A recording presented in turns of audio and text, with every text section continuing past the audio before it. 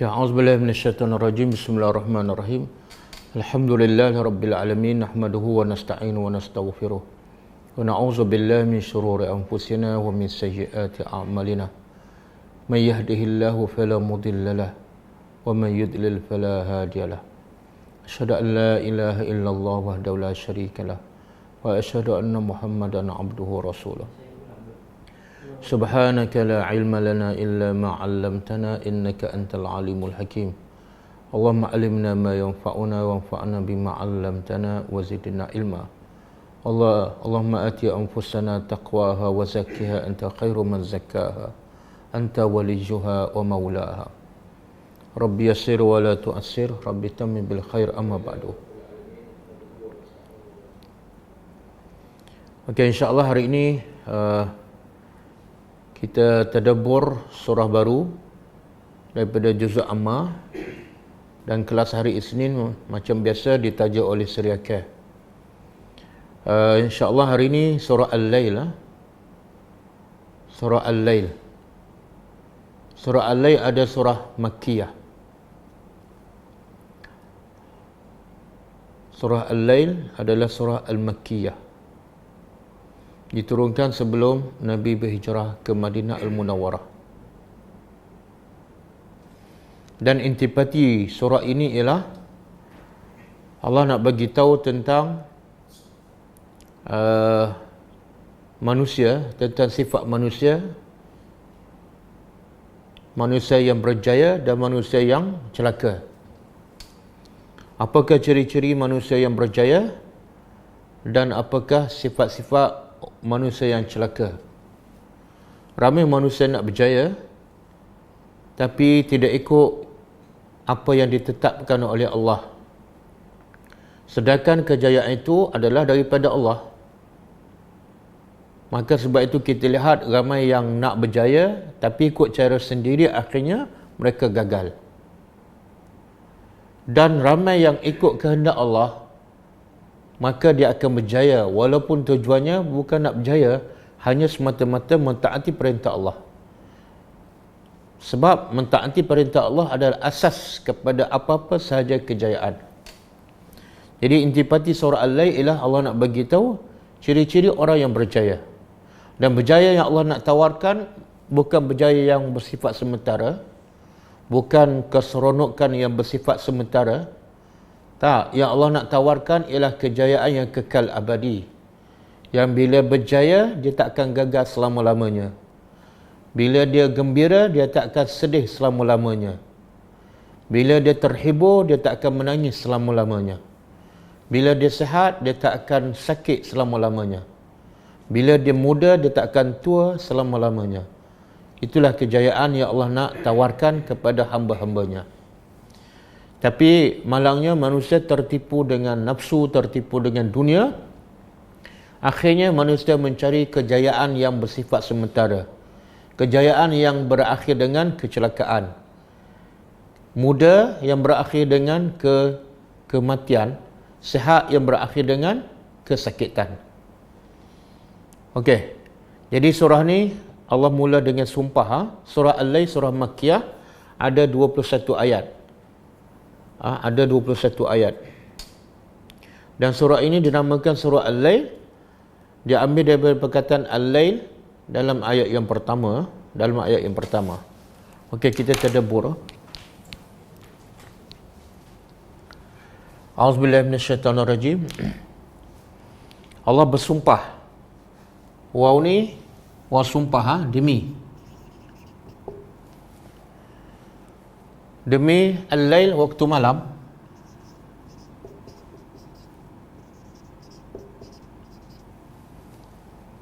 Demi waktu malam. Jadi malam adalah makhluk. Malam adalah ciptaan Allah. Dan Allah boleh bersumpah dengan apa saja makhluknya. Sama ada waktu malam, waktu siang, waktu duha, wal asri, demi waktu fajar. Allah bersumpah dengan makhluknya, wasyamsi, demi matahari, wal qamar, demi bulan, was sama'i zatil buruj. Jadi Allah bebas untuk bersumpah dengan apa saja makhluknya. Tetapi manusia tidak boleh bersumpah melainkan dengan Allah sahaja. Wallahi, demi Allah, ataupun warabbul Ka'bah, iaitu dengan pencipta ataupun pemilik Kaabah. Haram manusia bersumpah dengan selain daripada Allah, bahkan menjadi syirik. Bersumpah selain daripada Allah akan membawa kepada syirik kepada Allah. Contoh, kita bersumpah demi matahari, demi bapakku, demi pemimpinku, demi bangsaku. Semua itu haram dan membawa kepada syirik. Okey, Allah bersumpah dengan waktu malam. Iza, apabila yaghsha daripada ghisyawah, penutup. Kalau ghisyawah, penutup. Allah sebut dalam awal surah Baqarah kan, awal-awal surah Baqarah tentang sifat orang kafir. Khatamallahu ala qulubihim wa ala sam'ihim wa ala absarihim ghisyawah wa ala absarihim ghisyawah.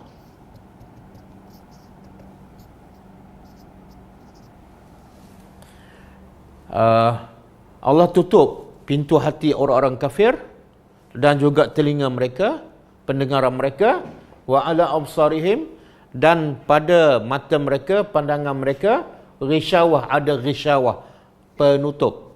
Jadi yakhsha daripada ghisyawah. Apa makna dia? Demi waktu malam apabila ia menutupi.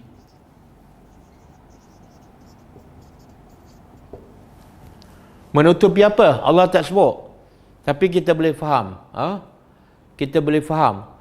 Demi waktu malam apabila ia menutupi waktu siang. Jadi, pertama Allah bersumpah dengan waktu malam. Apa faedah bersumpah dengan waktu malam? Macam biasa yang kita dah belajar sebelum ni, tujuan Allah bersumpah dengan makhluknya, pertama, Allah nak bagi tahu kehebatannya. Makhluknya itu adalah salah satu ayah, salah satu tanda kebesaran Allah. Hanya Allah sahaja boleh mencipta waktu malam. Hanya Allah sahaja boleh menjadikan waktu siang satu dunia ni tiba-tiba gelap. Allah sahaja yang mampu. Jadi bila Allah sahaja yang mampu, itu adalah tanda kebesaran Allah. Jadi Allah bersumpah dengan makhluknya supaya kita kenal siapa Allah. Allah bukan gelapkan satu bilik. Allah bukan gelapkan satu rumah. Allah bukan gelapkan satu negeri, satu taman. Tapi Allah gelapkan satu dunia. Dengan hanya apa? Hanya mendatangkan waktu malam dan menghilangkan siang hari. Okey. Kemudian yang kedua, Allah bersumpah wan nahar, dan demi nahar, siang hari. Iza tajalla, tajalla apabila ia nyata. Apabila ia terang ataupun jelas.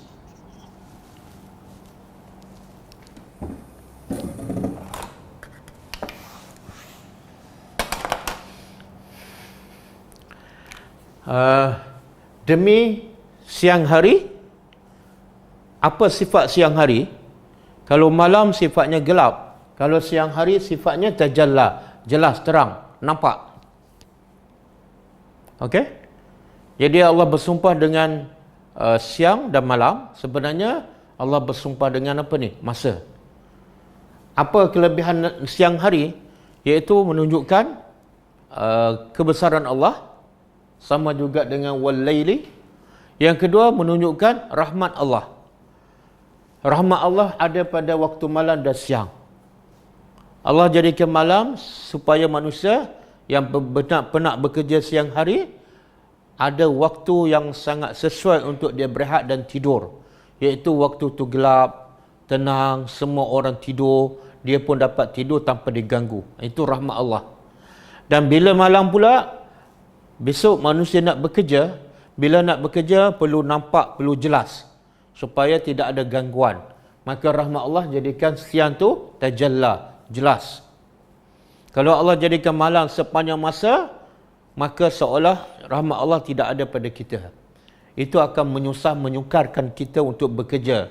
Cuba bayangkan bekerja dalam gelap. Beza tak bekerja dalam gelap dengan bekerja ketika cerah? Ataupun Allah jadikan siang sepanjang masa. Allah kata kalau Allah menjadikan siang tu sarmadan, selama-lamanya. Siapa yang boleh membawa siang selain daripada Allah? Jadi kalau siang sepanjang masa pun kita susah, kalau malam sepanjang masa pun kita susah. Jadi pada ciptaan siang dan malam ni, satu, ayat kebesaran Allah. Yang kedua, rahmat Allah kepada manusia. Cuma kalau kita perasan, kalau kita belajar bahasa Arab, yaghsha ni fi'il mudhari'. Yaghsha fi'il mudhari'. Tajalla fi'il madhi. Kita belajar bahasa Arab kan? Fi'lun ada 3. Satu madhi. Yang kedua mudhari'. Yang ketiga amar. Perbuatan dalam bahasa Arab ada 3 bahagian. Pertama madin, past tense, perbuatan yang telah lepas. Zahaba telah pergi. Aflaha telah berjaya. Yang kedua fi'il mudhari' yang menunjukkan perbuatan sedang berlaku ataupun sentiasa berlaku ataupun akan berlaku. Itu dipanggil fi'il mudhari'. Yazhabu. Zahaba fi'il madhi. Kalau mudhari' dia yazhabu. Kalau amar, fi'il yang menunjukkan perintah. Amar, fi'il ataupun perbuatan yang menunjukkan perintah. Pergilah, makanlah, masuklah, tidurlah. Jadi kalau zahaba jadi izhab. Okey, soalannya kenapa ketika malam Allah guna ini fi'il mudhari', yaghsha ni fi'il mudhari'. Ada ya kat depan, ya yaghsha menunjukkan fi'il mudhari'. Tajalla fi'il madhi. Kenapa tak sama? Soalan je. Kenapa bila malam Allah guna fi'il mudhari' yang menunjukkan makna sentiasa ataupun sedang berlaku? Tapi bila sebut Allah bersumpah dengan siang hari, Allah guna fi'il madhi yang menunjukkan telah berlaku, past tense. Soalan, kenapa?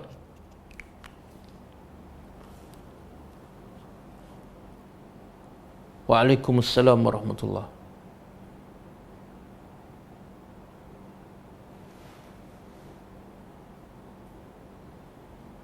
Mazmar. Mamzar. Mamzar ni saya perasan selalu ada. Mawadah.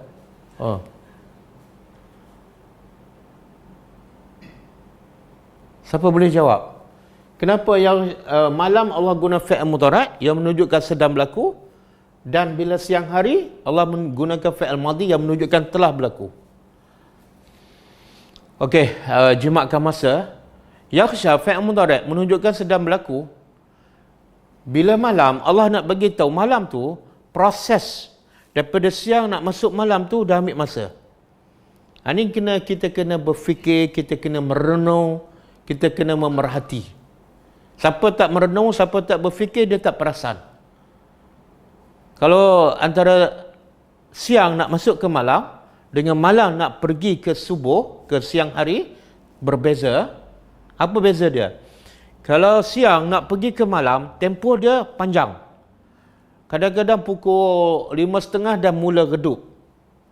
Pukul 6 lagi gelap.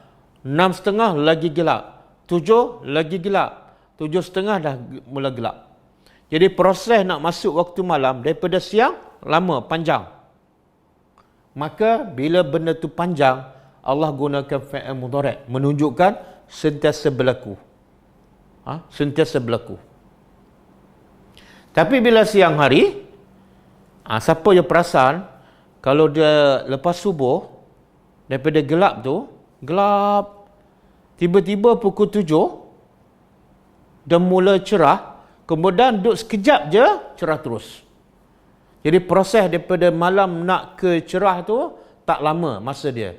Jadi Allah guna fi'il madhi, macam telah berlaku, tak perasan pun perubahan tersebut. Tapi bila malam daripada siang ke malam, proses itu panjang. Jadi Allah guna fi'il mudhari' menunjukkan benda tu sedang berlaku. Dan ini semua tak ada siapa yang perasan kecuali orang yang sentiasa berfikir dan memerhati ciptaan Allah. Cuba duduk waktu subuh, kita tengah-tengah zikir, tengok cerah, terkejut kita, cerah terus. Tapi kalau malam tu, kadang-kadang nak tunggu maghrib tu, kadang-kadang kita boring kan, give up. Sebab proses tu lama. Okey. Kemudian dalam surah Al-Lail, Allah mulakan dengan malam, baru siang. Tapi kalau kita perasan surah sebelum ni, apa surah sebelum ni?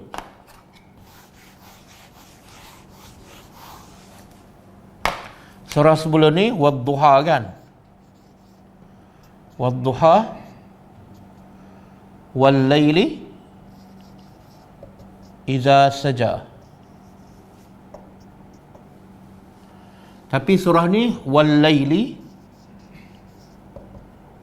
kemudian wan-nahar.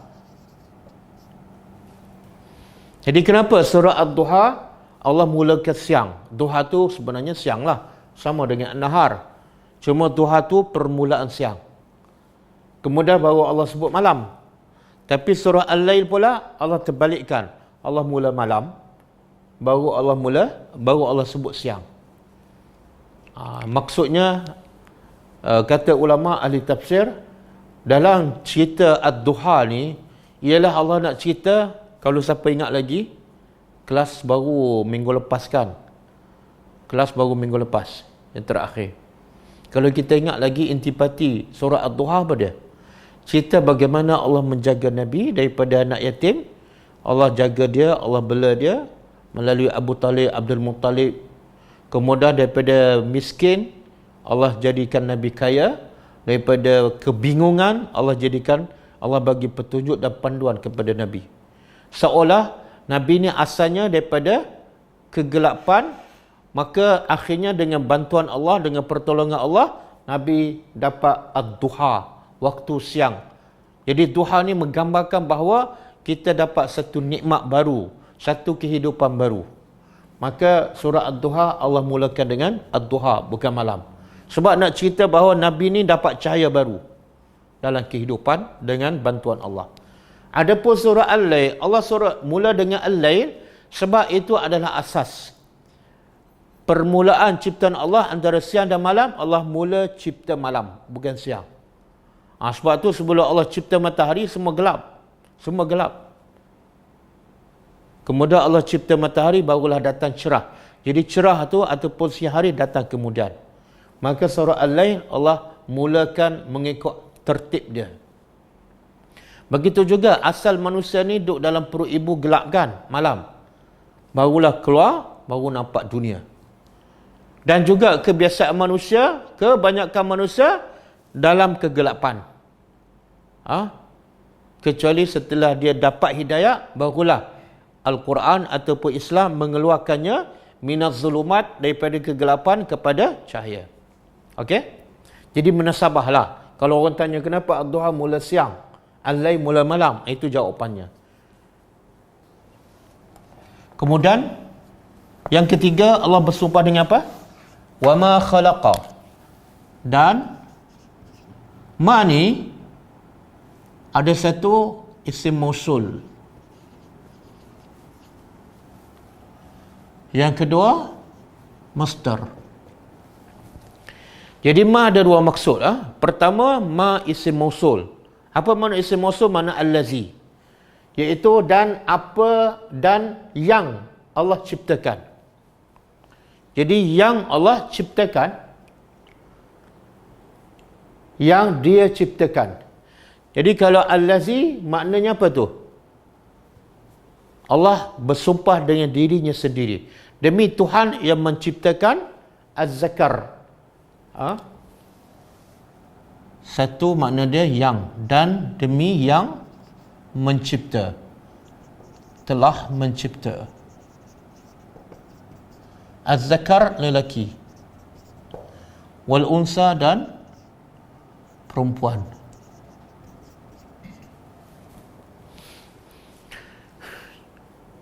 Jadi makna ma yang pertama yang. Bila kita terjemah yang, makna Allah nak bersumpah dengan apa ni? Dengan dirinya. Demi Tuhan yang mencipta. Tapi kalau ma, makna dia masdar. Masdar ni dalam bahasa Arab kata terbit lah. Maka makna dia khalqu. Dan demi ciptaan. Jadi dua-dua betul. Yang membezakan dari segi makna sahaja, iaitu kalau yang tu Allah bersumpah dengan Tuhan yang menciptakan.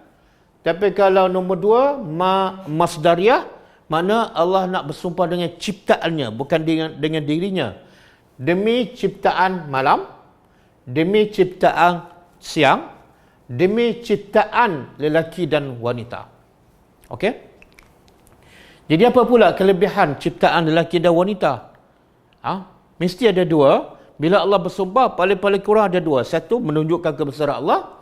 Yang kedua, menunjukkan rahmat Allah. Kita kena fikir, kena hayati, barulah kita akan menjadi orang yang bersyukur. Kalau kita tak fikir ni, kita rasa malam macam biasa je. Dah 50 tahun aku jumpa malam, ada apa-apa pun. Aku jumpa siang hari pun, macam biasa je, tak ada apa-apa pun. Begitu juga lelaki dan wanita, kalau kita fikir, baru kita rasa kehebatan Allah. Apa dia? Iaitu daripada air mani yang sama. Air mani yang sama. Tiba-tiba yang ni keluar menjadi lelaki. Dengan sifat-sifatnya kasar, penyabar, tegas. Ada misai, ada janggut. Yang ni pula air mani yang sama bertukar pula menjadi wanita dengan sifat-sifatnya yang lembut, sensitif. Misai tak ada, janggut pun tak tumbuh, tapi sebenarnya daripada air mani yang sama, menunjukkan kehebatan ciptaan Allah. Manusia tak mampu mencipta daripada air yang kosong, tanpa dicampur apa-apa. Tiba-tiba manusia boleh jadikan air kosong roti canai. Satu lagi air kosong menjadi cok kodok. Satu lagi air kosong menjadi burger. Mustahil.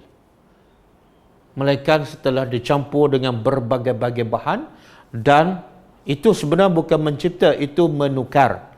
Air campur gandum, campur pisang, campur apa, keluar cok kodok. Jadi pertama Allah nak bagi tahu kehebatan Allah yang boleh mencipta hanya daripada air yang lembut. Air mani yang lembut yang sama, tengok-tengok jadi lelaki yang hebat. Boleh memimpin dunia. Boleh bercakap sampai 2-3 jam sampai orang terpegun. Sebenarnya dia berasal daripada air mani. Okey, itu kekuasaan Allah. Kemudian juga menunjukkan rahmat Allah. Rahmat Allah apa dia? Kalau Allah cipta lelaki sahaja, habis manusia boleh jadi gila. Sebab bila ada lelaki saja, nafsu ada, perempuan tak ada. Cuba bayangkan. Manusia boleh jadi gila sebab tak boleh nak berkahwin, tak boleh nak lepaskan nafsu. Begitu juga kalau Allah jadikan wanita saja, manusia pun boleh jadi gila dan tidak ada lagi zuriat. Maka rahmat Allah, Allah ciptakan berpasangan. Okey. Jadi kalau siang dan malam, siang lawan dia malam. Ini keindahan bahasa Al-Quran. Banyak Allah sebut satu perkataan, kemudian Allah sebut lawan dia. Allah sebut malam, maka Allah sebut lawan dia apa dia? Siang. Allah sebut lelaki, maka Allah sebut lawan dia manusia. Sebenarnya di situ ada juga pengajaran. Apa pengajarannya? Sebenarnya Allah nak bagi itu, itulah kelemahan manusia. Itulah kelemahan makhluk. Iaitu mesti berpasangan. Tak boleh hidup seorang. Termasuklah binatang. Binatang pun mesti ada berpasangan. Termasuklah tumbuh-tumbuhan. Tumbuhan pun berpasangan. Ada pokok yang jenis jantan, ada pokok jenis betina. Sebenarnya bila berpasangan, itulah yang membezakan makhluk dengan Tuhan. Tuhan tak perlu pasangan sebab Tuhan hebat. Yang perlukan pasangan adalah makhluk yang lemah. Jadi bila sebut pasangan, itulah makhluk. Dan bila sebut Al-Ahad, As-Samad, itulah Tuhan.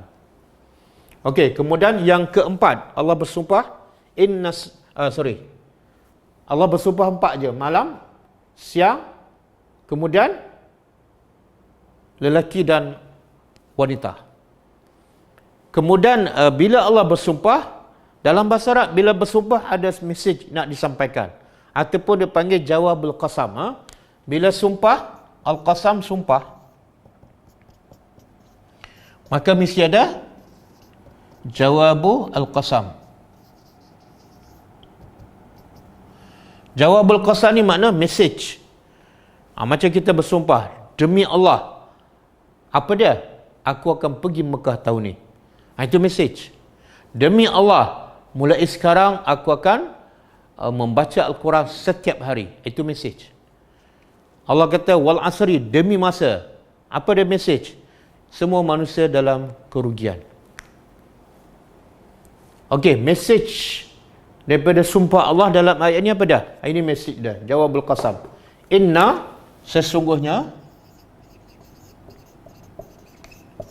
sa'yakum, amal kamu adalah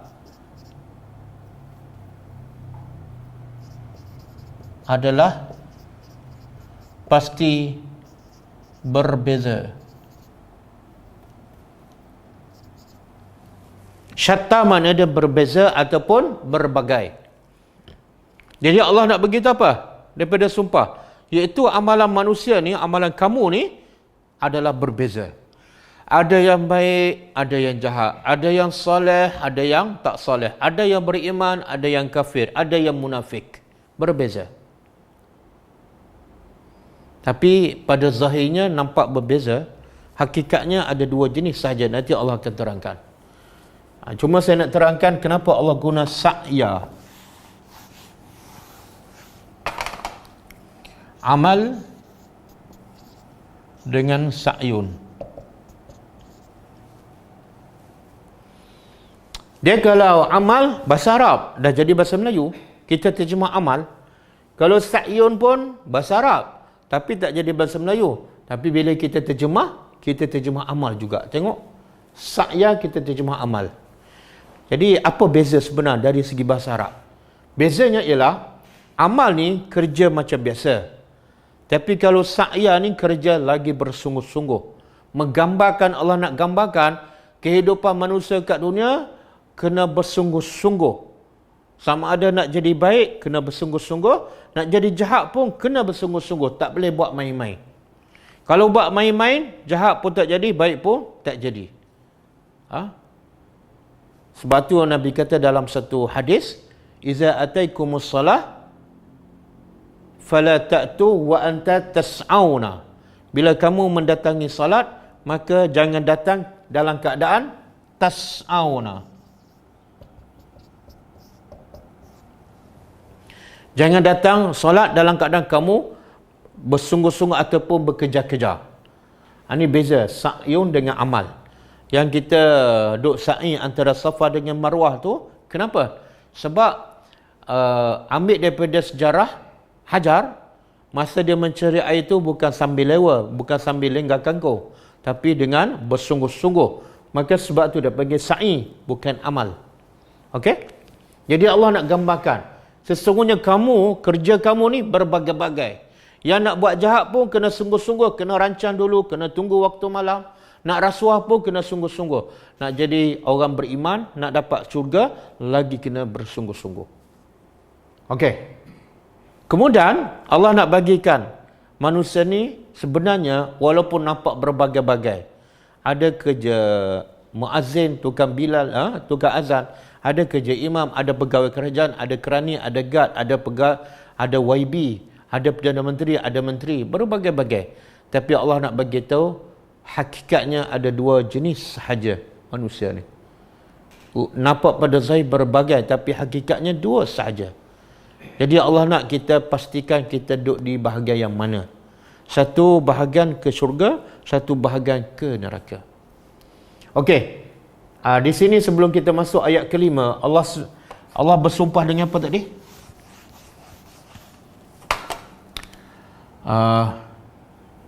Allah bersumpah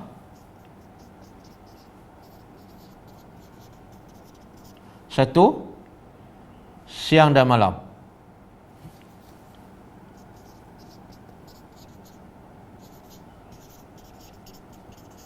Yang kedua,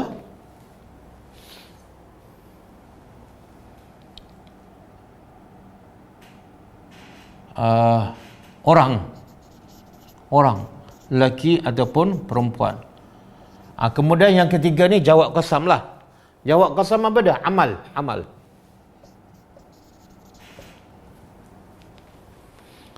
Jadi apa munasabah tiga benda ni? Sebenarnya Allah nak bagi tahu inilah unsur manusia, unsur-unsur ataupun asas-asas untuk manusia berjaya ataupun gagal. Dia mesti ada tiga ni. Kalau tak ada tiga, dia tak boleh jadi orang dan tak boleh ke syurga ataupun ke neraka. Unsur pertama apa dah? Siang dan malam. Apa dia? Waktu. Bila sumpah siang dan malam, sebenarnya itulah waktu, sebenarnya itulah umur kita. Jadi kalau tanpa waktu, tanpa siang, tanpa malam, kita tak boleh beramal. Maknanya kita telah mati. Jadi ini modal pertama untuk kita menjadi manusia, sama ada yang berjaya ataupun tidak. Iaitu mesti ada waktu. Siang dan malam. Yang kedua, kena ada orang lah. Kalau siang dah ada, malam dah ada, orang pula tak ada faedah. Jadi orang. Wa ma khalaqa az-zakara wal unsa. Yang ketiga, nak berjaya ke, nak jadi celaka ke, kena ada yang ketiga, iaitu amal. Kalau kamu nak jadi orang yang berjaya di akhirat, amal kamu kena soleh. Kalau kamu nak ke neraka, silakan buatlah amalan yang tak soleh. Jadi sebenarnya tiga ni Allah nak bagi tahu inilah unsur-unsur yang mesti ada kepada setiap manusia. Sama ada dia nak berjaya ataupun nak celaka. Kemudian Allah bagi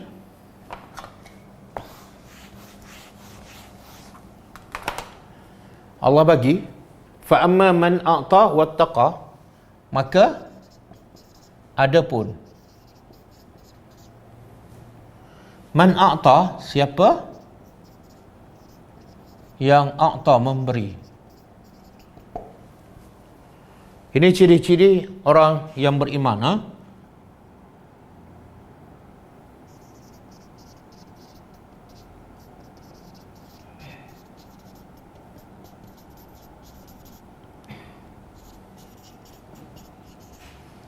Satu, memberi.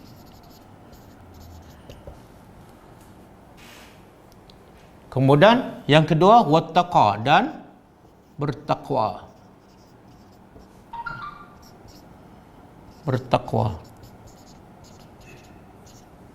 Kemudian yang ketiga, wasaddaqa, dan dia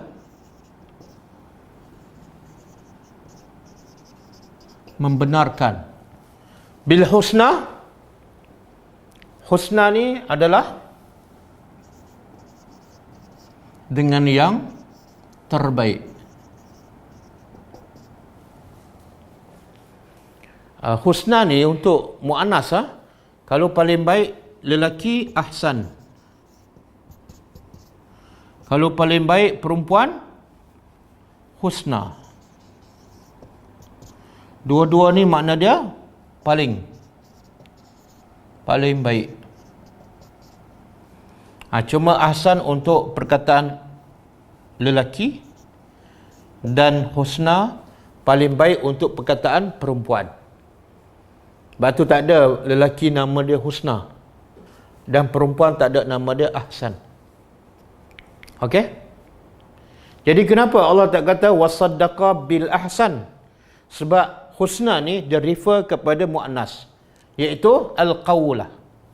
Bil husna al-qawlatu al-husna. Al-qawlah makna perkataan, al-husna yang terbaik. Okey, apa dia? Apa dia perkataan yang terbaik? Agak-agak apa dia perkataan yang terbaik?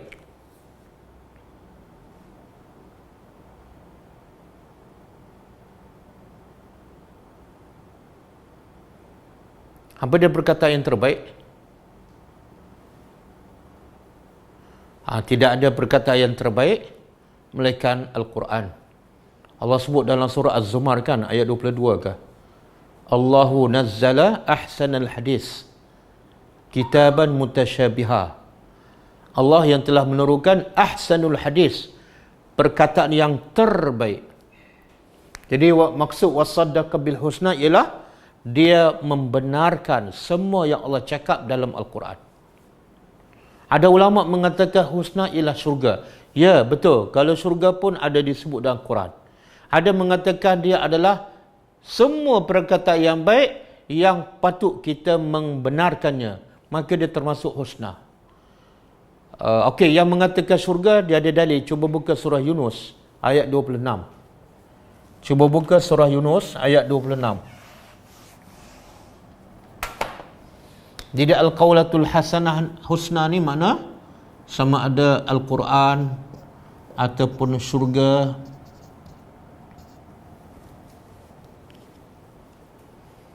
ataupun semua yang baik.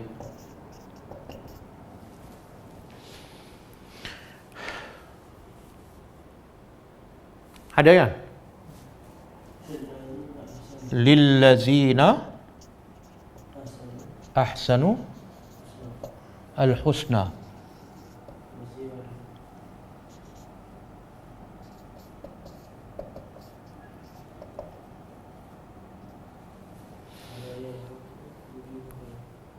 Okey. Tengok lillazina ahsanu. Allah kata bagi orang-orang yang ahsanu, yang berbuat baik pada orang. Apa ganjarannya? Berapa gajinya? Allah kata al-husna. Dan ahli tafsir menterjemahkan husna di sini ialah syurga. Dalam tafsir dia terjemah apa?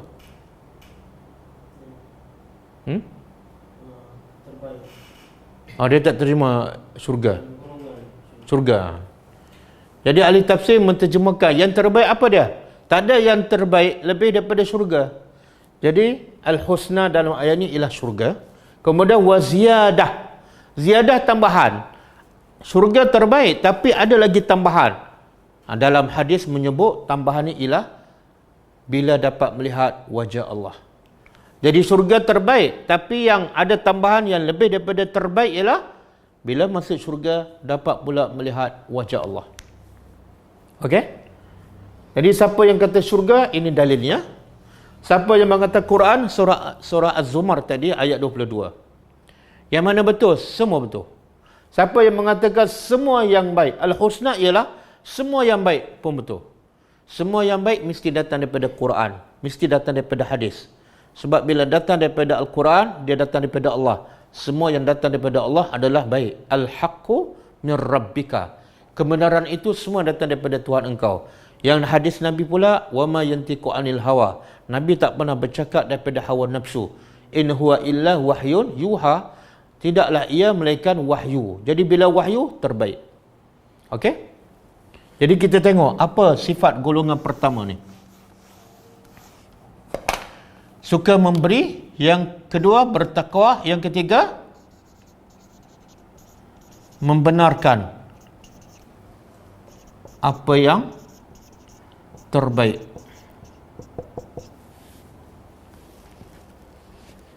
Tengok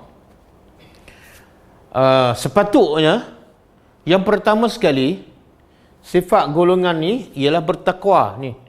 Bertakwa, tapi Allah letak nombor 2. Yang pertama Allah letak apa? Memberi. Jadi soalan dia, kenapa sifat yang disebut yang pertama bagi orang yang beriman ialah memberi. Takwa disebut yang kedua. Jadi sebagian ahli tafsir mengatakan memberi ni ialah ikut perintah Allah.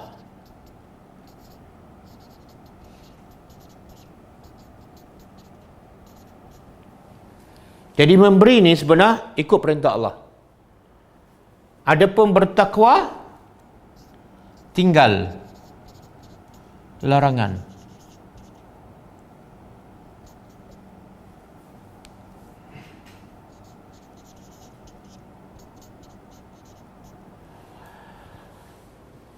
Kemudian membenarkan adalah khabar. Jadi Islam daripada 3 sifat ni sebenarnya Allah nak begitu sifat Islam tu apa dia? Islam tu apa dia? Islam tu ialah pertama ikut perintah Allah. Allah suruh solat, solat. Allah kata puasa, puasa. Yang kedua, Islam ialah meninggalkan larangan.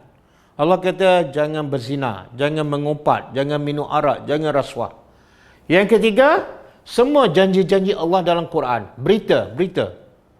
Jadi Islam ni terrangkum dalam 3 unsur. Satu, ikut perintah. Yang kedua, tinggal larangan. Yang ketiga, mempercayai semua yang Allah sebut dan juga Nabi sebut dalam Quran dan hadis. Okey? Itu satu tafsiran. Tafsiran yang kedua, Allah nak mula dengan memberi ni, sebenarnya dia bermula daripada belakang ni. Kalau kita tanya soalan, kenapa orang beriman ni suka memberi? Jawapannya sebab dia bertakwa. Ada orang memberi tapi bukan daripada takwa. Pemberian tu sia-sia. Sebab tu orang beriman bila memberi kerana Allah. Dia bukan nak nama, bukan riak.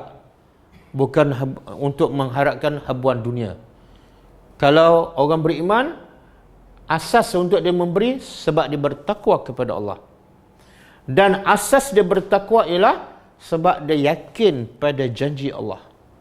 Bagi satu, Allah sebut dapat 700 dan lagi berganda. Solat sunat fajar 2 rakaat, Allah janji lebih baik pada dunia. Bila dia percaya pada janji Allah, menjadikannya orang bertakwa. Dan bila dia menjadi orang bertakwa, bukti yang paling nyata. Bukti yang paling nyata orang bertakwa bukan solat malam. Bukti yang paling jelas orang bertakwa bukan pergi umrah, bukan pergi haji. Bukti yang paling nyata orang bertakwa bukan selalu ikut kelas agama. Bukan selalu pergi ke masjid 5 waktu. Bukan itu. Itu bukti juga tapi bukan bukti utama. Bukti utama ialah suka memberi. Sebab ramai orang suka pergi umrah. Tapi tak ramai yang pergi umrah suka bersedekah. Ramai orang suka pergi masjid 5 kali sehari. Tapi tak ramai yang pergi salat Jumaat suka bersedekah. Kenapa? Sebab dalam satu hadis Nabi kata hadis ni panjang, saya ringkaskan. As-salatu nurun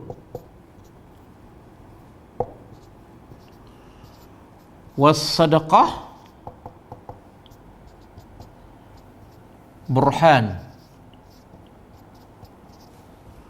Kemudian was-sabru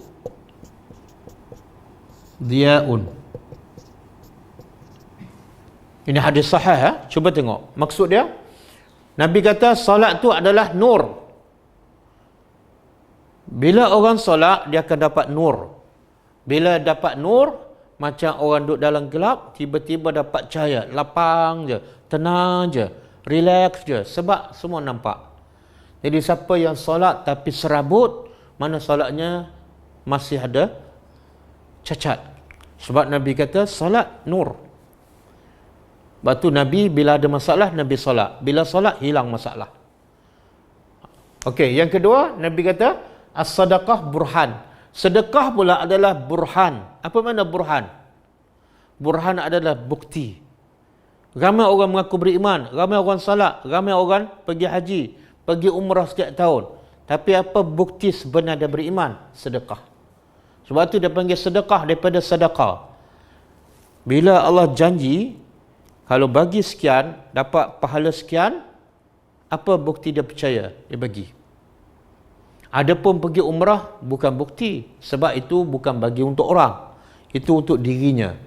Dia pergi melancong satu dunia, kos dia 50,000. Itu bukan bukti. Sebab dia untuk diri dia. Bukti dia benar-benar beriman pada Allah ialah dia bagi yang dia paling sayang kepada orang lain. Maka sebab tu sifat pertama orang yang berjaya, Allah sebut apa? Suka memberi. Sebab yang paling susah ialah untuk memberi kepada orang. Boleh? Ini kita dah belajar. Saya rasa surah Al-Lail ini mungkin kali ketiga dah. Jadi nak belajar tak susah. Tapi yang paling susah nak amalkan. Apa dia? Iaitu belajar suka memberi. Banyak ayat Allah memuji orang yang memberi. Tidak ada ayat Allah memuji orang yang menyimpan. Kebanyakan manusia, sifat utama mereka menyimpan, bukan memberi. Bahkan Allah mencela orang yang suka menyimpan. Allah mencela orang yang suka menyimpan. Kenapa? Sebab dia adalah orang yang bakhil. Ini sifat kedua. Okey, apa ayat? Apa ayat yang Allah mencela orang yang suka menyimpan? Sebab dia suka menyimpanlah, dia akan mula rasa sombong sebab duit banyak. Dia akan rasa kedekut sebab dia rasa itu hasil titik peluh dia. Okey, soalan saya, apa ayat ataupun surah apa yang Allah mencela orang yang suka menyimpan ni? Bukan tak boleh simpan, ha? Yang Allah cela ni orang yang suka menyimpan tapi tak suka memberi. Surah apa? Surah ni kita dah tadabbur.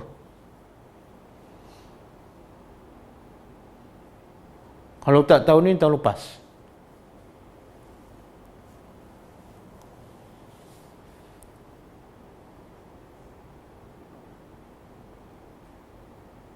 Bagus, Ummu Adam bagi hadis tu lengkap. Itulah hadis yang lengkap tu. Lepas tu lagi menakutkan, Al-Quran hujjatul laka. Quran ni hujah ke atas engkau, hujah untuk engkau, iaitu Quran akan bela kita di akhirat. Au alaika, ataupun Quran akan mendakwa kita sampai kita masuk neraka. Bila tu?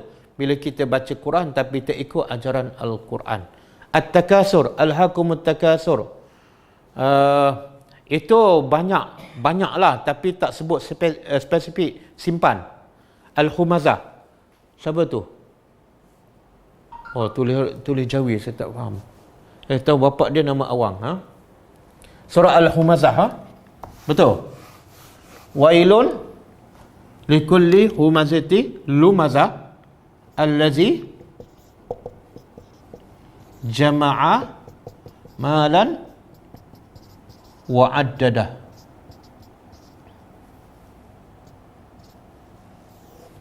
Tengok, ha? Dalam surah Al-Lail Allah puji orang yang memberi, tapi dalam surah Al-Humazah Allah mencela orang yang mengumpul, menyimpan. Allah kata apa? Celakalah pengumpat dan pencela yang antara sifat mereka allazi jama'a, yang suka kumpul, simpan, malan, harta, wa addadahu, dan suka menghitung. Ini sifat yang suka menyimpan, suka menghitung duit dan tak memberi, sifat tercela. Bahkan Allah kata wailun, celakalah orang ni. Juga ada maksud dalam surah At-Takasur kan, alhaqumut takasur, yang banyak. Tapi di dalam surah Al-Humazah ni lagi Allah sebut spesifik, iaitu orang yang menyimpan, mengumpul. Sebab itulah orang bila faham Islam, orang bila faham Al-Quran, apa yang akan berlaku padanya? Daripada orang yang mengumpul, dia akan menjadi orang yang suka memberi. A'ta. Kita tengok Abu Bakar, Osman, Abdul Rahman sebelum tu kumpul. Tapi bila dia masuk Islam, dia beriman, dia terkenal sebagai orang menyimpankan, memberi. Orang suka memberi. Sehingga Abu Bakar bagi semua. A'ta, semua sekali. Dan sebenarnya surah Al-Lail, di hujung surah Al-Lail ni, ayat ni khas turun sebab memuji Abu Bakar. Apa sifat utama? Bukan simpan. Sifat suka memberi. Ini yang paling sukar dalam hidup kita. Kalau setakat nak solat, mungkin boleh. Nak bangun malam, mungkin boleh lagi. Nak berzikir pagi petang, mungkin boleh. Tapi bila nak memberi itu ujian. Yang ramai tewas. Sebab itulah kalau kita tanya diri kita lah. Cuba tanya diri kita. Kita suka memberi ke suka menyimpan? Kita suka memberi ke suka menyimpan? Kalau suka menyimpan, takut-takut termasuk ni orang yang bakhil, orang yang tercela. Kalau suka memberi, cuba tengok yang mana kita banyak. Banyak memberi ke banyak menyimpan? Kalau suka memberi tapi sebenar realitinya kita sebenar lebih banyak simpan daripada memberi. Sebenar kita kita cakap tak serupa, bikin. Okey? Dan jam pukul apa ya? Tak ada jam. 11.25. Okey, sekarang kalau orang tanyalah, memberi apa ni? Satu, memberi apa? Yang kedua, memberi kepada siapa? Ayat ni Allah tak sebut man a'ta, siapa yang memberi. Allah tak sebut bagi apa dan kepada siapa. Sebab itulah penting kita tadabbur semua sekali satu Al-Quran. Sebab ayat mentafsirkan ayat yang lain. Ayat ni Allah tak sebut bagi apa dan kepada siapa. Tapi kalau kita buka surah Baqarah ayat 215. Cuba buka surah Al-Baqarah ayat 215.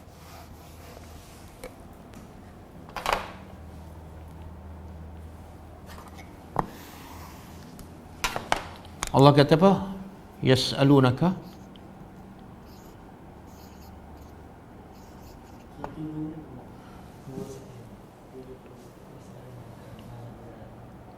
Maza yunfiqun.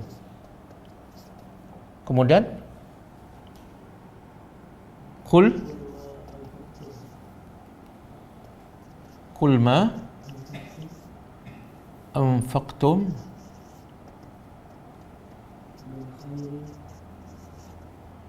min khairin falil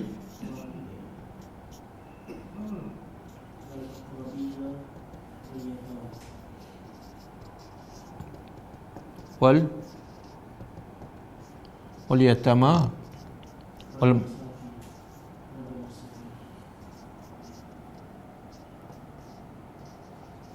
Okey. Ayat 215 surah Al-Baqarah menjawab soalan. Ayat 5 surah Al-Lail, iaitu Allah sebut umum memberi apa. Maka memberinya Allah, sahabat bertanya Nabi, yas'alunaka, mereka bertanya engkau, maza yunfiqun, apa yang mereka nak infak ni? Nak bagi rumah ke, kereta ke, kebun ke? Maka Allah pun jawab, Allah suruh Nabi jawab. Nabi pun tak tahu.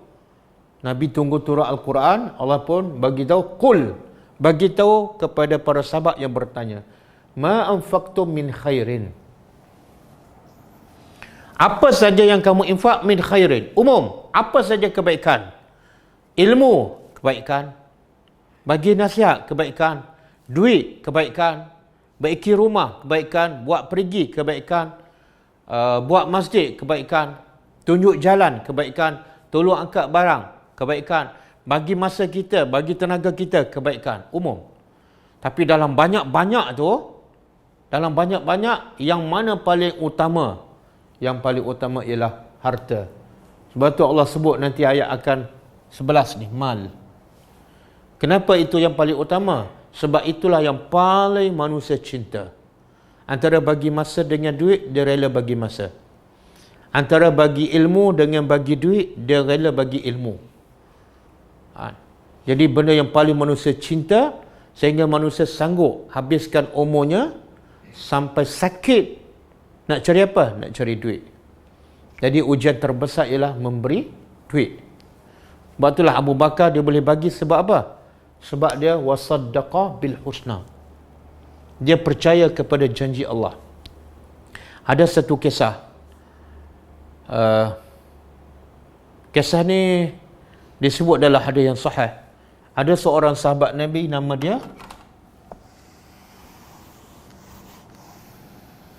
ayat sini tak habis .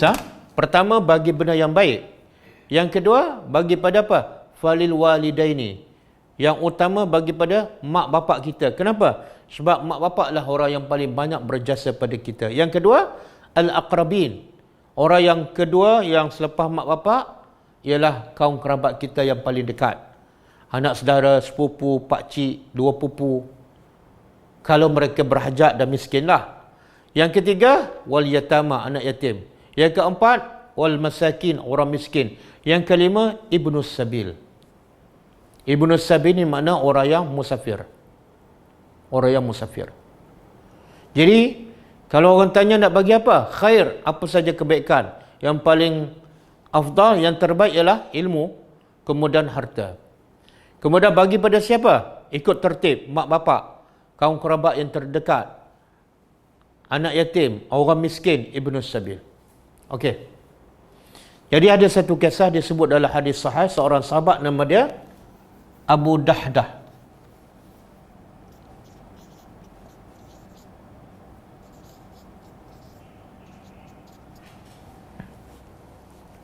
Ini sebagai contoh bagaimana sahabat ni bila Allah puji orang yang memberi ni, maka terus masuk dalam kepala dia, dia terus memberi. Ada satu kisah anak yatim, dia berjiran dengan orang Ansar di Madinah. Jadi dia ada rumah,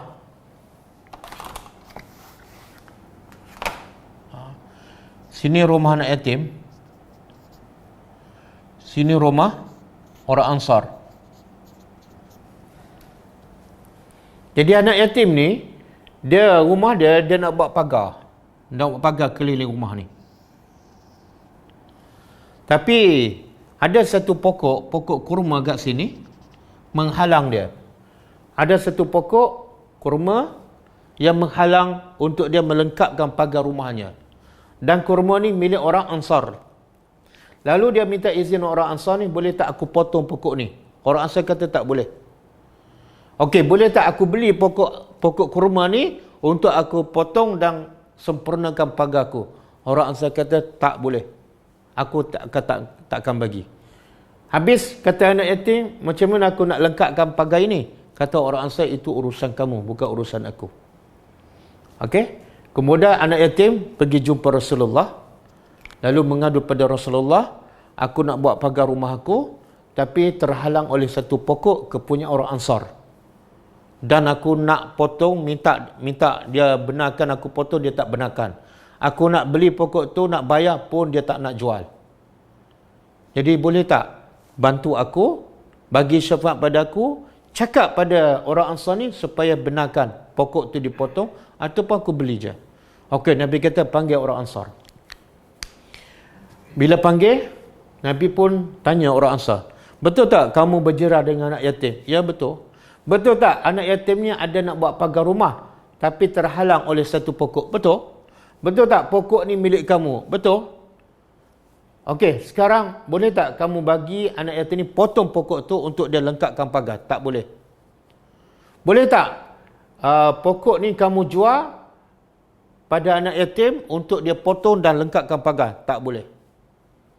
Nabi pun tawarkan lagi pada orang Ansar, boleh tak kamu bagi pokok kamu ni untuk ditebang, dipotong supaya anak yatim ni dapat buat pagar, dan bayarannya kamu akan dapat satu pokok di syurga. Di syurga. Apa jawapan orang Ansar? Tak nak. Tengok sahabat Nabi pun ada jenis kedua ni. Wa amman bakhil. Dia tak nampak tu syurga tu. Sebenarnya bila dapat satu pokok di syurga, mana boleh masuk syurga, dia tak nampak. Sebab apa? Cintakan dunia. Apa dunia dia? Satu pokok kurma di dunia. Okey, bila orang Ansar ni tolak semua tawaran Nabi, seorang sahabat, masa tu Abu Bakar ada, Osman ada seorang sahabat nama dia Abu Ad-Dahdah. Bila Abu Dahdah dengar beli satu pokok ni, dapat satu pokok di syurga, terus dia tanya Rasulullah, ya Rasulullah, kalau aku beli pokok ni dengan orang Ansar supaya anak yatim dapat buat lengkapkan pagar dia, aku dapat tak satu pokok di syurga? Nabi kata dapat. Maka Abu Dahdah tawarkan kepada orang Ansar. Abu Dahdah ni antara orang yang kaya di Madinah, dan dia ada satu kebun yang terbaik. Kebun dia, kebun kurma, ada berapa pokok? 600 pokok. Ini disebut dalam hadis sahih. Maka dia pun tawar kebun dia kepada orang Ansar ni. Dia bukan nak tawar satu pokok ni, tapi nak tawarkan satu kebun yang ada 600 pokok. Jadi Abu Dahdah kata kepada orang Ansar, kamu tahu tak kebun aku? Tahu? Kamu tahu tak ada berapa pokok? Tahu? Ada berapa? 600 pokok. Okey. Sekarang nak tak aku nak beli satu pokok kurma kamu ni supaya dipotong dan anak yatim dapat buat pagar. Bayarannya ialah aku akan bayar dengan satu kebun aku yang ada 600 pokok. Maka orang Ansar ni cintakan dunia. Dia kata, betul ke tak ni? Betul. Betul lah. Semua bersaksi. Ya, kami bersaksi. Maka orang Ansar ni sanggup jual pokok satu pokok. Demi untuk apa? Dapat kebun yang ada 600 pokok. Maka setuju jual beli depan Rasulullah. Kemudian Abu Dahdah tanya Rasulullah, ya Rasulullah, aku dah jual ni kebun aku yang ada 600 pokok, hanya bukan untuk aku, untuk beli satu pokok orang Ansar supaya anak yatim dapat potong dan buat pagar, dan supaya aku dapat pokok di syurga. Jadi aku dapat tak pokok di syurga? Apa Nabi jawab? Kamu tak dapat. Sebab apa? Kalau bagi satu, dapat satu. Tapi kamu bagi berapa? 600. Maksud Nabi, kamu tak dapat satu. Nabi pun kira. Kira, tak berhenti-henti Nabi kira. Sebab apa? 600 bila digandakan, dilipat gandakan, terlalu banyak. Maka, setelah selesai jual beli apa semua, anak yatim pun dapat settle pagar dia. Abu Dahdah terus balik ke kebun dia ni. Dalam kebun dia ni, di situ ada rumahnya, di situ ada perigi, air yang enak. Jadi bila dia balik, dia dengar isteri dia sedang gelak ketawa dengan anak-anak, anak pula sedang bermain. Dia rasa macam berat je nak bagi tahu. Dia pun cakap daripada jauh, dia kata, Ummu Dahdah, sekarang siapkan semua barang-barang kita dalam rumah dan beritahu pada anak dan keluar sekarang daripada kebun. Maka Ummu Dahdah bagi tahu, ya Abu Dahdah, apa dah jadi ni? Kamu bekerja begitu keras, begitu lama, dapat satu kebun, dapat 600 pokok, senang-senang kamu jual.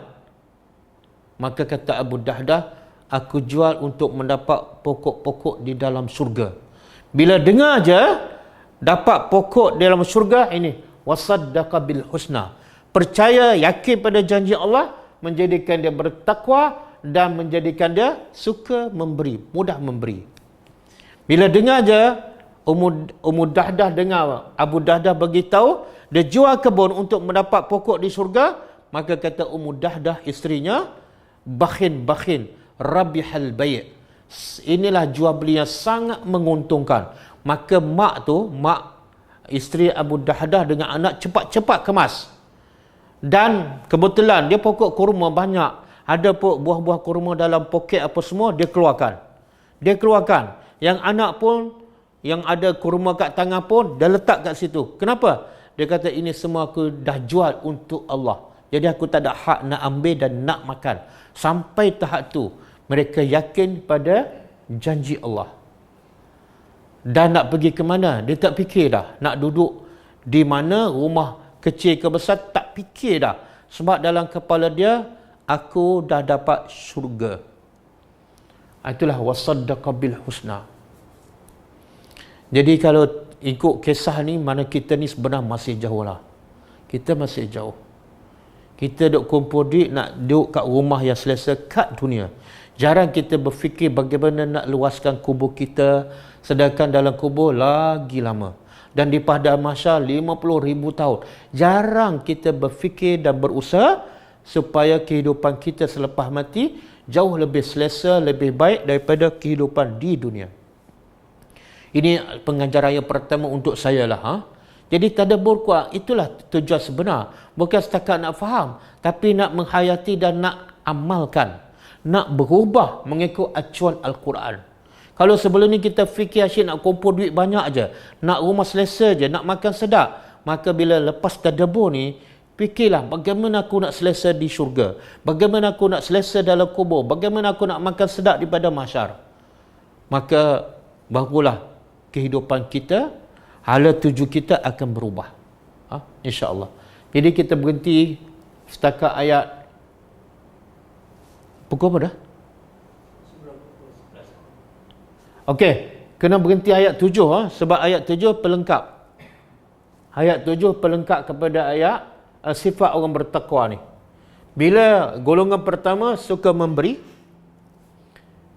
dan sebab dia suka memberi, sebab dia bertakwa, sebab dia bertakwa, sebab dia yakin, percaya pada semua janji-janji Allah dan Rasul, maka hasilnya apa? Hasilnya apa? Fasanuyassiruhu. Lalu kami permudahkan.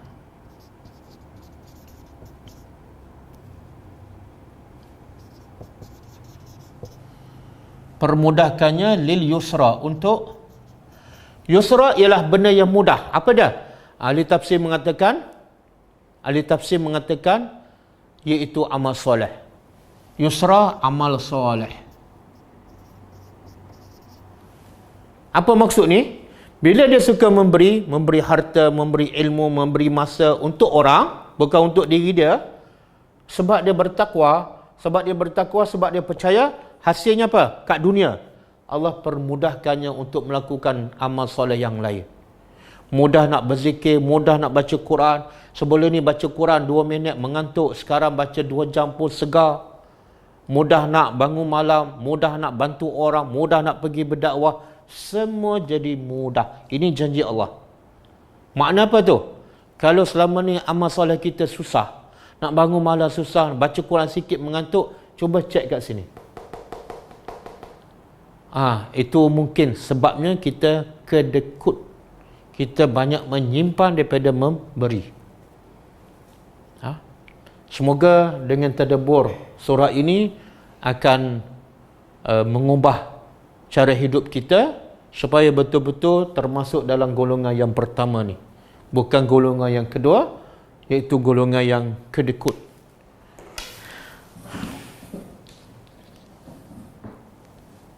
Bukan Abu Darda, Abu Dahdah. Jangan silap. Sahabat Nabi ada nama Abu Darda, orang lain.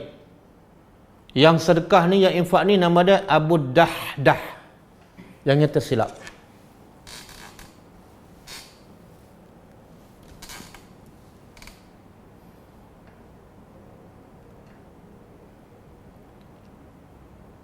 Tak ada soalan? Mana? Tapi kena juga menyimpan, yang tu.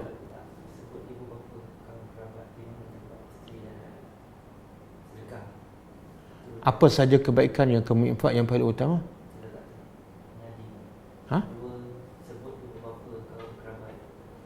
Sebut ibu bapa kaum kerabat. Di mana tempat isteri dan anak-anak?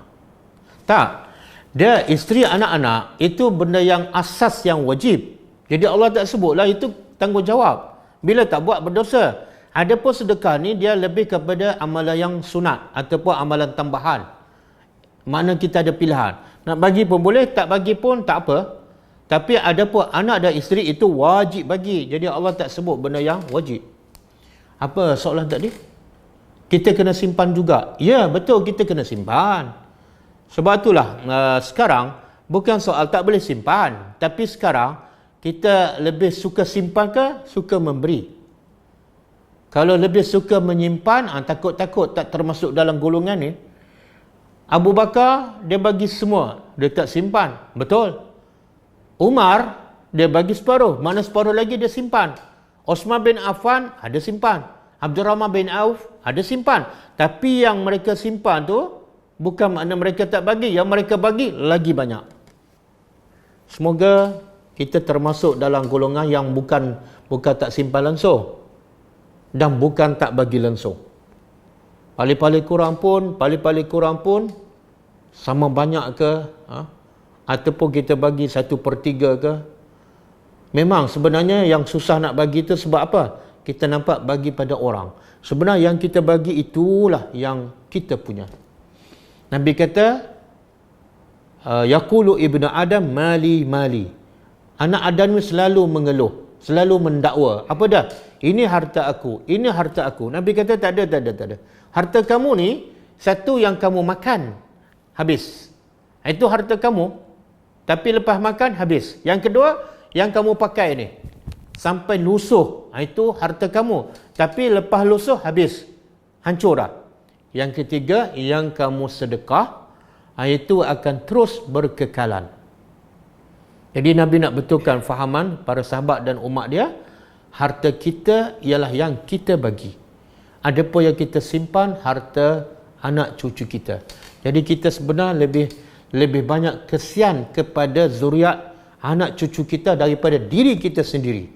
Sebab tu kita banyak simpan untuk siapa? Untuk anak, untuk keturunan kita. Tapi yang kita ni tengok-tengok di akhirat kosong ataupun tak cukup banyak. Wallahu a'lam. Kalau simpan duit untuk buat haji dan beli barang, disimpan dia untuk buat haji bagus, sebab haji adalah fardu. Bila cukup wajib. Bagus. Tapi beli barang apa ni? Kalau barang keperluan, bagus. Islam tak menghalang kita beli barang keperluan. Islam tak melarang kita beli rumah, kereta yang selesa. Bagus, tak ada masalah. Tapi Islam melarang kita boros. Islam melarang kita membazir. Islam melarang kita beli barang tapi tak pakai. Berapa banyak barang kat rumah kita, mangkuk, pinggang, pakaian, kasut yang kita simpan tak pakai. Itu dilarang. Dilarang. Kita akan disoal satu persatu. Adakah apa yang kita fikir itu Allah akan ikut? Oh, aku mengikut sakaan hamba-Ku. Tak. Bukan begitu maksud dia. Hadis Qudusi, Allah kata, Ana inda zanni abdi bi. Aku adalah mengikut sangkaan hamba-Ku kepadaku. Maksud dia apa dah? Bukan Allah ikut apa yang kita fikir, tak. Maksudnya Allah nak bagi tahu natijah hasil. Hasil apa yang kita buat adalah bergantung kepada sangkaan kita pada Allah. Kalau kita sentiasa bersangka baik pada Allah, positif, dan kita pun buat benda yang baik, maka hasilnya baiklah. Tapi kalau kita asyik kecewa, putus asa, rasa tak redha dengan apa yang Allah takdirkan, maka hasilnya tak baiklah. Bukan Allah ikut apa yang kita fikir, tak. Allah nak beritahu hasil yang kita fikir dan kita buat adalah setakat mana kita bersangka baik kepada Allah. Bagaimana pula orang yang sedekah memberi sumbangan tapi gemar memberitahu? Tak payahlah. Jangan buat kerja sia-sia. Kerja sia-sia ialah Allah sebut dalam Al-Quran surah Al-Baqarah, Ya ayyuhallazina amanu la tubtilu sadaqatikum bil manni wal azah. Wahai orang beriman, jangan kamu batalkan pahala sedekah kamu. Dengan apa? Dengan menyebut, dengan mengungkit dan menyakitkan hati orang. Kadang-kadang kita sebut pada orang yang kita bagi, dulu aku bagi pada kamu, dia rasa malu. Kadang-kadang kita sebut depan orang, sia-sia semua pahala kita. Kalau walaupun kita dah bagi 1 juta, 1 sen pun tak dapat pahala.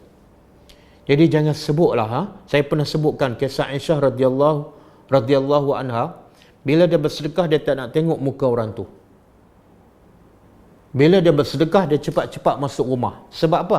Takut orang balas sedekah dia. Bila orang balas, dia takut tak dapat pahala di akhirat. Sebab apa? Dia dapat balasan kat dunia. Jadi, kaedah yang terbaik bagi orang bersedekah ialah bila bersedekah, bila buat baik pada orang, kaedah terbaik, lupa terus. Lupa terus kebaikan kita pada orang. Supaya kebaikan kita kekal menjadi pahala di sisi Allah Subhanahu Wa Taala. Jangan duk ingat-ingat je. Bila dah ingat-ingat tu makna kita tak ikhlas.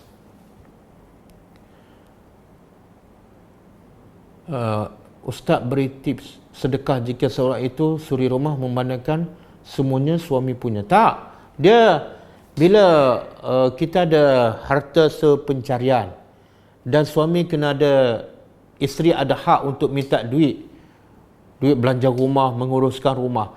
Kalau duit lebih tu suami bagi kemudian lebih, kita boleh bersedekah. Dan sedekah ni kepada siapa yang ada. Kalau dia tak ada, dia nak sedekah tapi tak ada masalah. Yang masalah dia ada tapi tak bersedekah. Jadi yang tak ada duit nak bersedekah ni jangan risau. Sebab tu Nabi kata, bila mati anak Adam terputus amalannya. Kecuali 3 kan. Sedekah jariah. Siapa yang ada duit, dia sedekah jariah yang berterusan. Buat masjid, buat perigi.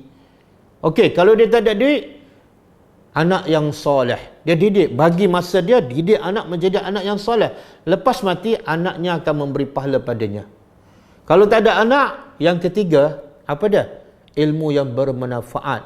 Dia duit tak ada, anak pun tak ada. Subhanallah, Islam tu luas. Islam tak menghakkan kebaikan tu kepada harta sahaja. Ilmu ni semua orang boleh miliki. Kita dah belajar tadabbur, dah belajar banyak sunnah Nabi, sampaikan. Semoga bila kita sampai orang beramal, kita duduk dalam kubur, pahala orang beramal kita dapat. Kalau 1000 orang beramal, kita dapat 1000 orang beramal. Kalau 20 tahun orang beramal, kita dapat pahala 1000 orang kali 20 tahun. Jadi jangan kecewa, jangan sedih bila tak ada duit. Sebab ada lagi ruang-ruang lain yang Allah sediakan untuk kita buat kebaikan. Ziyadah melihat wajah Allah. Betul ke? Betul lah. Buka Google tafsir. Tidak ada yang saya cakap melainkan yang insya-Allah ada sumber yang sahih. Bukan tafsir. Bukan tak simpan langsung, bukan tak bagi langsung. Jika memberi harta itu yang utama, bagaimana mahu memberi jika tiada? Saya dah jawab tadi. Bagi ilmu, bagi senyum. Ini dah lah duit tak ada, masam pula muka. Bagaimana kalau kita sedekah melihat orang lain kerana takut riak? Tak, orang melalui sedekah orang lain, sedekah melalui orang lain. Orang lain pun tahu juga. Cara terbaiknya kita sedekah diam. Tak ada siapa tahu. Bagi waktu malam ataupun ambil nombor akaun seseorang, kita masuk je. Mungkin dia tak tahu kan, itu yang terbaik. Kalau bagi melalui orang, orang juga tahu. Bagaimana orang yang memboros dalam hobi dia? Contoh suka beli mainan yang mahal untuk jadikan pameran dalam rak kaca. Beli pinggan mangkuk mahal dan duk simpan. Ya Allah, ini bukan sifat ibadur rahman. Boros, beli barang, hobi dia pula. Ini bukan sifat orang beriman. Bukan sifat orang yang ibadur rahman. Allah sebut dalam akhir surah Al-Furqan, sifat ibadur rahman, hamba Allah yang hamba kepada Allah yang penyayang apa dah? Wa iza anfaqu, apabila mereka infak, lam yaqturu, mereka tidak kedekut, wa lam yusrifu, dan tidak boros. Wa kana baina zalik, dan orang yang beriman ibadur rahman tengah-tengah. Boros pun tak, kedekut pun tak. Bila boros, bukan ibadur rahman, bukan orang beriman. Dan Allah mencela orang yang membazir. Innal mubazzirina kanu ikhwana syayatin. Sesungguhnya orang yang suka membazir. Membazir ni ialah beli tapi tak pakai. Membazir lah tu. Perlukan satu tapi beli dua. Membazir lah tu. Maka Allah kata orang yang membazir adalah saudara syaitan. Itu sifat yang paling buruk lah. Sebab syaitan ni sepatut musuh yang paling nyata. Tiba-tiba jadi saudara kita, abang kita, adik kita. Berapa ramai yang dapat abang angkat yang bernama syaitan bila dia membazir. Adakah kita beri infak melalui transfer ke bank? Kita maklumkan, itu juga dikira. Dia kalau tak maklum, lagi baik. Kita transfer, kemudian tak payah bagi tahu. Tak payah beritahu, itu lebih baik. Kadang-kadang kita beritahu, Ustaz, saya dah transfer ni, sedekah saya. Jadi rasanya tak ada keperluan untuk kita beritahu. Sebab kita sedekah kerana Allah, Allah dah tahu. Ustaz tak perlu tahu, orang lain tak perlu tahu, orang yang terima tak perlu tahu. Sebab kita sedekah kerana Allah. Sebab tu Allah puji Al-Abrar dalam surah Al-Insan, innama nut'imukum liwajhillah. Sesungguhnya kami ni beri makan pada kamu kerana Allah saja, bukan supaya orang tahu, bukan kena riak. Bahkan ditegaskan, la nuridu minkum jazaan wala syukura. Kami tak nak langsung balasan, walaupun ucapan syukra, terima kasih. Ucapan terima kasih pun kami tak nak. Apatah lagi disebut di khalayak ramai, dikenang-kenang, kami tak nak. Jadi yang terbaik jangan beritahu. Kawan saya ada satu kes, ibu mertua dia kalau ilmu fizik, ilmu hisab, kita sampaikan ilmu, dapat pahala. Tak, ilmu apa pun kalau membawa kebaikan di akhirat, maka dia akan dapat pahala. Tapi kalau ilmu yang baik tapi membawa keburukan, dia tak akan dapat pahala. Itu kaedah dia. Contoh ilmu matematik. Kita ajar budak dan akhirnya kita suruh dia guna ilmu matematik untuk kira pahala. Kalau satu hari satu solat 27 kali 5 kali 10 hari, dia guna ilmu matematik untuk kira pahala, maka kita dapat pahala mengajar matematik. Tapi kalau kita mengajar ilmu Al-Quran supaya dia dapat jawatan, supaya dia dapat dunia, tak dapat pahala. Walaupun nama ilmu baik, walaupun nama ilmu Al-Quran, tapi tujuannya dah melencong. Jadi sebenarnya dalam Islam tidak ada ilmu dunia ataupun ilmu akhirat. Yang ada ialah ilmu yang membawa kebaikan di akhirat besok. Sama ada matematik ke, ilmu perubatan ke, kalau kita ikhlas merawat orang kerana Allah, kita dapat pahala. Tapi kalau kita mengajar agama tak ikhlas kerana nak duit, tak dapat pahala. Kawan saya ada sana, tak kasih anak dia.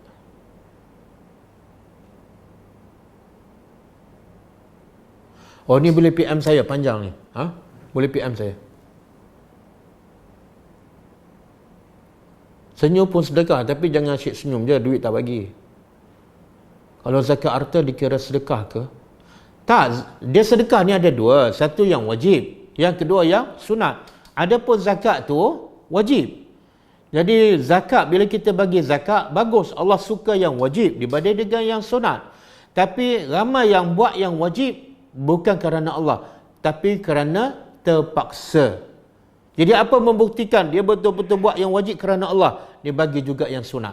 Jadi yang sunat tu adalah sebagai pembuktian. Macam tadilah, sedekah tu burhan, bukti bahawa dia betul-betul percaya, yakin pada janji Allah. Walaupun tak wajib, dia bagi. Tapi kalau bagi yang wajib saja, belum tentu dia benar-benar sedekah bil husna. Kalau derma ataupun zakat kerana Allah, cuma nak resip untuk tolak income, bolehlah, tapi niatnya betul-betul kerana Allah. Kenapa nak tolak income? Kerana Allah ke kerana apa? Jadi semua tu kerana Allah. Daripada A sampai Z, baru dapat pahala.